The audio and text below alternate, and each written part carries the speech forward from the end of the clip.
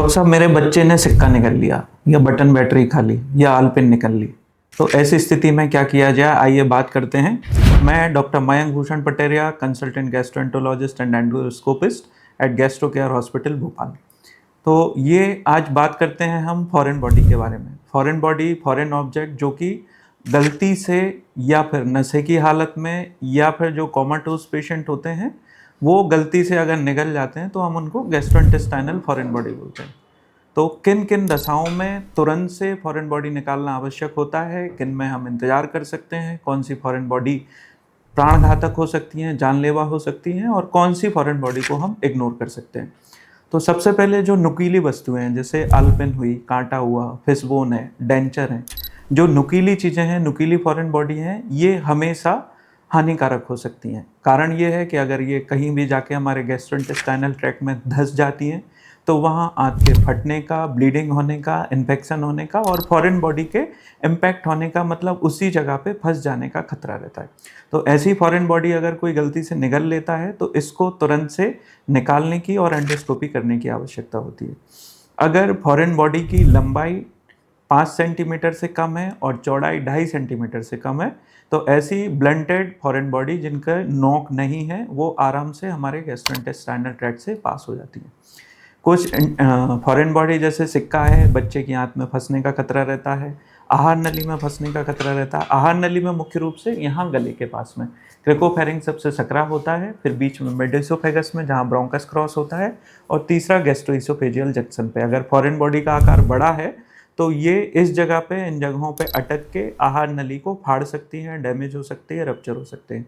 Recently ही आप लोगों ने न्यूज़पेपर में पढ़ा हुआ होगा कि एक बच्चे का कॉइन अटकने से आंत फट गई और आंत फटने के कारण बच्चे की मौत हो गई। तो ऐसी स्थिति में अगर जैसे फॉरेन बॉडी का आकार बड़ा है तो तुरंत से हमें ऐसे हॉस्पिटल में संपर्क करना है जहाँ के एंडोस्कोपी की सुविधा उपलब्ध है।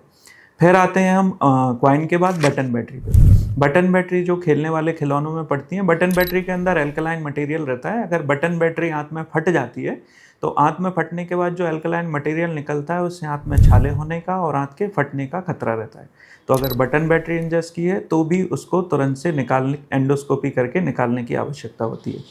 अब इसमें डेंजर साइन क्या होते हैं, जैसे किसी ने भी फॉरेन बॉडी निकल ली, फॉरेन बॉडी निकलने के बाद अगर सलाइवा भी, लार भी निकलने में, सलाइवा थूक निकलने में किसी को असुविधा हो रही है, दर्द हो रहा है, सांस लेने में असुविधा हो रही है, छाती में तेज दर्द हो रहा है, उल्टी में खून आ रहा है या पेट में तेज दर्द हो रहा है, इसका मतलब कोई ना कोई तुरंत कॉम्प्लिकेशन हुआ है फॉरेन बॉडी का, जिसका मुख्य कारण हो सकता है आंत का फटना, आंत में बड़ा छाला होना और ब्लीडिंग होना।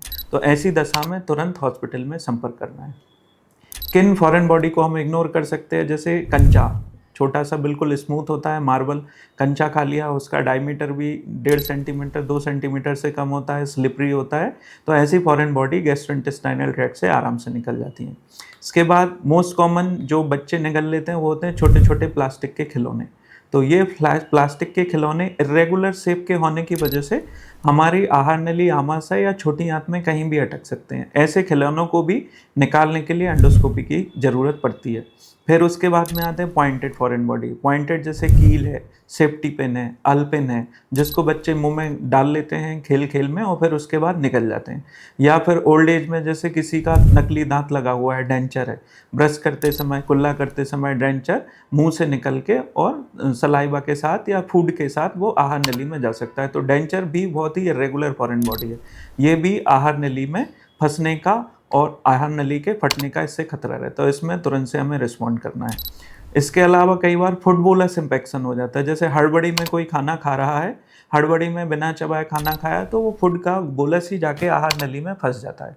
ऐसी स्थिति में भी एंडोस्कोपी और डॉक्टर की सलाह लेना बहुत ही आवश्यक है। सामान्यतः जिनकी आहार नली का डायमीटर नॉर्मल होता है उनमें इस प्रकार की फॉरेन बॉडी कभी भी नहीं फंसती है। जिनकी आहार नली में सकरापन होता है या एक और अन्य बीमारियां, जैसे सकरापन कई वजह से हो सकता है, एसिनोफिलिक इसोफेजाइटिस, मैलिग्नेंसी, स्ट्रिक्चर है, तो इसकी वजह से फंस सकता है। तो इसके भी एवेल्युएशन के लिए आपको डॉक्टर का परामर्श लेने की आवश्यकता है।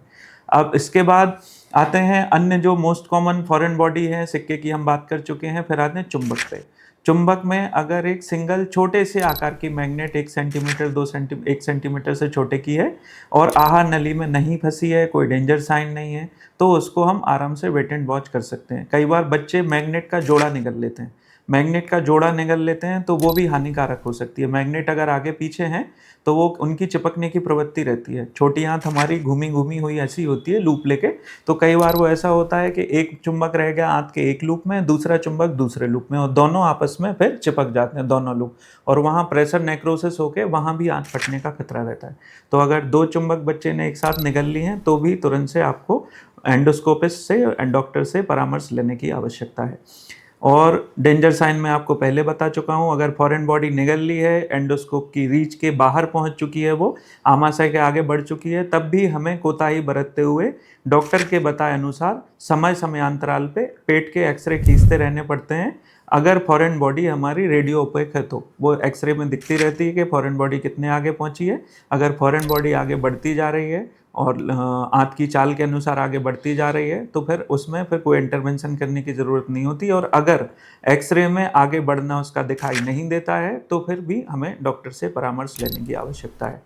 तो क्रक्स ऑफ द स्टोरी, अगर किसी भी प्रकार की फॉरेन बॉडी डेंजर साइन के साथ में एसोसिएटेड है, डेंजर साइन लाइक खाना निगलने में असुविधा, साथ में सलाइवा भी नहीं निकल पा रहे हैं, छोटे बच्चों में ड्रूलिंग है, लाल लगातार मुंह से बहती जा रही है, छाती में तेज़ दर्द है, खाना निगल नहीं पा रहे हैं, और साथ के साथ पेट में तेज़ दर्द, सांस लेने में असुविधा या उल्टी में खून आ रहा है, तो ऐसी दशाओं में तो बिल्कुल इमीडिएटली बिना 1 सेकंड गवाए डॉक्टर से परामर्श लेना है। और अन्य भी किसी प्रकार की फॉरेन बॉडी है तो उनके लिए आपको डॉक्टर से मिलना है। अब मन में सवाल ये आता है कि फॉरेन बॉडी अगर किसी ने निगल ली है तो क्या सबके लिए हमें एंडोस्कोपी से निकाल सकते हैं या किसी के लिए सर्जरी की आवश्यकता पड़ती है? तो मोर देन 95% फॉरेन बॉडी अगर एंडोस्कोप की रीच में है तो हम आराम से एंडोस्कोपी से निकाल सकते हैं। हमारे पास विशेष यंत्र होते हैं जिनकी सहायता से हम आँख को बिना डैमेज पहुंचाए आराम से हम फॉरेन बॉडी निकाल लेते हैं। इवन खुली हुई सेफ्टी पिन जिसके दोनों सिरे ओपन हो जाते हैं उसको भी हम हमारे जो इंस्ट्रूमेंट हैं उनके माध्यम से हम बिना आँख को चोट पहुंचाए, बिना ऑपरेशन, बिना चीरा टाँका के निकाल सकते हैं। जो long standing impacting foreign body होती है जिनको 1 हफ्ता हो गया या और पुरानी है, जो एकदम मांस में अंदर धसी हुई हैं, उनको निकालने के लिए रेयरली सर्जरी की आवश्यकता होती है। और उसमें भी कहीं ना कहीं हमारी लापरवाही जिम्मेदार होती है, जिसके लिए हम समय से हॉस्पिटल नहीं पहुंचते तो फिर वो फॉरेन बॉडी एकदम इम्पेक्टेड हो जाती है। तो इसको नज़रअंदाज ना करें। अगर गलती से कोई इंजेस्ट कर लेते हैं फॉरेन बॉडी तो तुरंत डॉक्टर से संपर्क करें। धन्यवाद। अगर आपको हमारी बताई हुई जानकारी उपयोगी लगती है और इस प्रकार की जानकारी आप चाहते हैं तो हमारे चैनल को सब्सक्राइब करें, लाइक करें। धन्यवाद।